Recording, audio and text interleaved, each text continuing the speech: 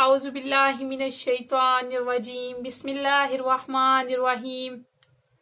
الحمدللہ رب العالمین الصلاۃ والسلام علی سیدنا و نبینا و حبیب قلوبنا و طبیب نفوسنا و شفیع ذنوبنا ابی القاسم محمد اما بعد فقد قال اللہ تبارک و تعالی فی کتابہ المجید والفرقانہ الحمید واصدق الصادقین وقولہ الحق۔ بسم اللہ الرحمن الرحیم۔ الم یعلموا ان اللہ هو یقبل التوبۃ عن عبادہ ویأخذ الصدقۃ وان اللہ هو التواب الرحیم۔ سورہ توبہ آیت نمبر 106، جس میں خداوند متعال ارشاد فرما رہا ہے، کیا یہ نہیں جانتے کہ اللہ ہی اپنے بندوں کی توبہ کو قبول کرتا ہے اور زکوٰۃ اور خیرات کو وصول کرتا ہے اور وہی بڑا توبہ قبول کرنے والا ہے۔ سامعین محترم، میرا جو آج کا موضوع ہے وہ ہے صدقے کے بارے میں، اور یہ مہینہ ماہ رمضان المبارک کا مہینہ ہے،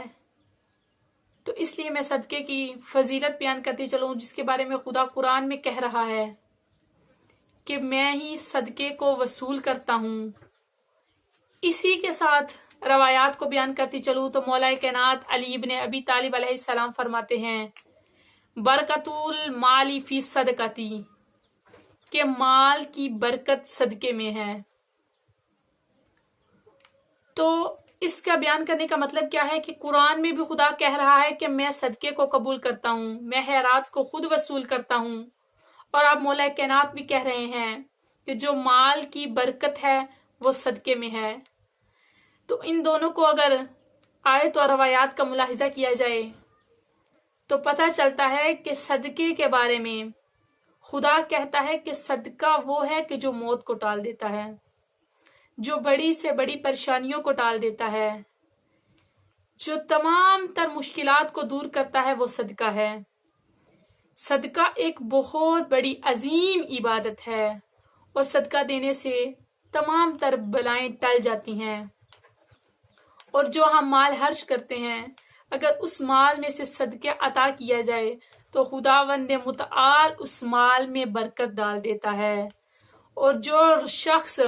راہ خدا میں صدقہ دیتا ہے، خداوند متعال اس کے ہر درہم کے بدلے اس کو جنت میں کوہ احد کے برابر نعمتیں عطا کرے گا۔ اسی طرح امام زین العابدین علیہ السلام سے روایت ملتی ہے کہ جب بھی مولا امام زین العابدین علیہ السلام کسی فقیر کو صدقہ دیتے تو بعض روایات میں ملتا ہے کہ امام سجاد علیہ السلام اپنے ہاتھ کا بوسہ لیتے، اور بعض روایات میں ملتا ہے کہ مولا امام زین العابدین علیہ السلام اپنے نہیں بلکہ فقیر کے ہاتھ کا بوسہ لیتے۔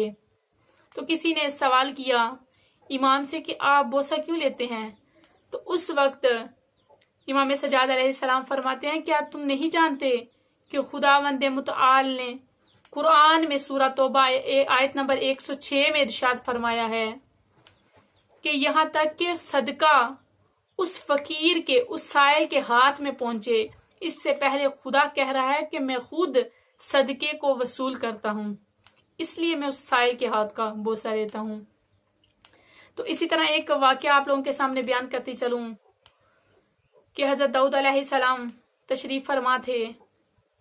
اور ان کے پاس ان کی محفل میں ایک شخص بیٹھا ہوا تھا، اور حضرت داؤد علیہ السلام کے پاس حضرت عزرائیل فرشتہ ملک الموت بھی موجود تھے، اور اس وقت فرشتے نے خبر دی حضرت داؤد علیہ السلام کو کہ یہ جو شخص ہے پورے 7 دن بعد یہ دنیا سے چلا جائے گا،